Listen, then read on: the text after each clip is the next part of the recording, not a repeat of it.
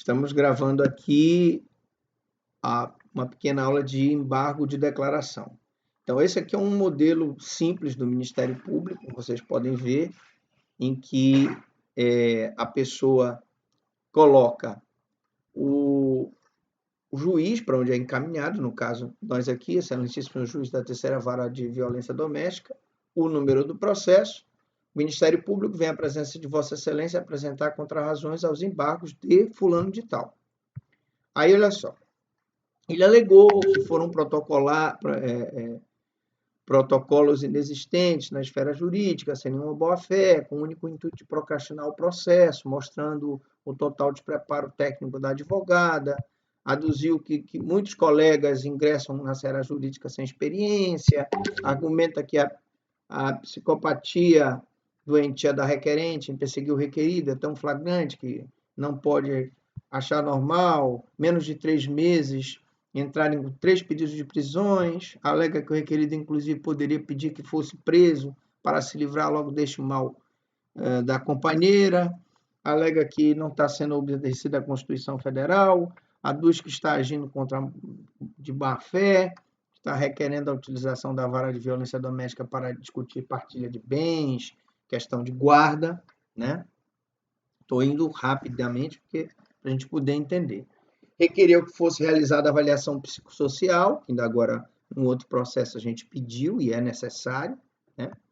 Requerido informa novamente, não quer proximidade com a mesma.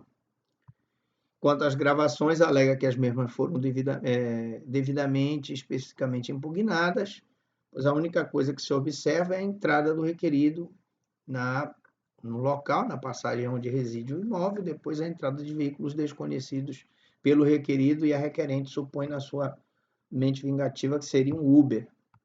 As imagens não indicam que são no condomínio do requerido, então ele vai impugnando aqui também a questão da perícia dos aparelhos de origem, das imagens e tal. Argumenta que não existe declaração de autenticidade do patrono da requerente nos vídeos juntados. Alegou também que a perícia dos equipamentos originais utilizados pela requerente nos autos, nas gravações, são vídeos clandestinos. Aduz que no caso em que identificamos tais tipos de elementos, se faz necessário lançar mão de meios hábeis para conferir autenticidade e integridade. Até aqui, tudo bem. Só tem um detalhe. Eu vou relatar aqui, eu transcrevi na nossa petição tudo que ele falou aqui, impugnando os vídeos que ela juntou, e vou me manifestar. Então, isso aqui é um embargo de declaração. O embargo de declaração, ele tem o objetivo de tirar da decisão obscuridade, dúvida, contradição. O embargo de declaração, ele não se presta para discutir meios de prova, que é o que ele está fazendo aqui, impugnando o depoimento dela, impugnando o vídeo dela, impugnando o áudio dela, impugnando...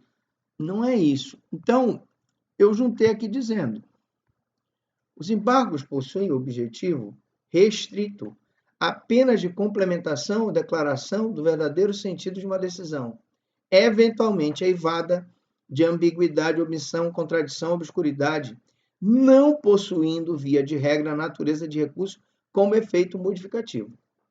O embargo tem um efeito modificativo e ele também pode ser usado para pré-questionamento de matérias que são do Supremo Tribunal Federal e do STJ.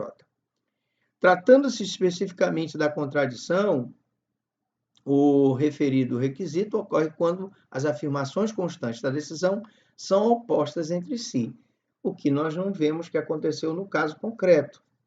Trata-se de uma incoerência entre a afirmação anterior e a outra posterior, referente ao mesmo tema e no mesmo contexto, o que não aconteceu no caso concreto. É o que ensina o Guilherme de Souza Nutti.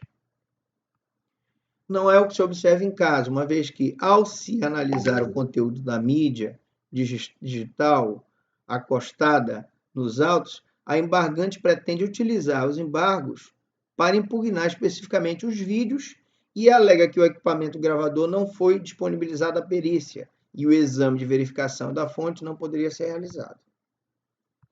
Pretende requerer perícia dos equipamentos e, enfim, não arguiu aqui nos embargos nenhuma obscuridade, nenhuma dúvida, nenhuma contradição, nada.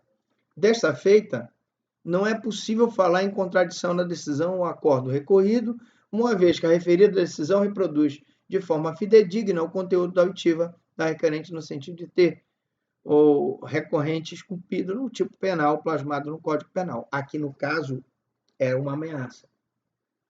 Aí eu junto a jurisprudência. Isso está no nosso modelo. Tranquilo, não tinha dificuldade nenhuma. Aqui, omissão, contradição e obscuridade não apontadas, manutenção da decisão guerreada. É isso. Não tem omissão nenhuma. Em verdade, verifique-se a análise das razões dos embargos de declaração, que as alegações formuladas pelo requerente tratam de matéria de mérito que já foi analisada no julgamento do recurso de apelação, não tendo o embargante apontado qualquer outro vício no julgamento. Então, se ela não apontou nenhum vício aqui, fez só um embargo para falar mal da advogada da parte contrária e impugnar os vídeos, não tem sentido se deferir esse embargo de declaração. Não sei se vocês estão entendendo. Embargos, junto aqui uma outra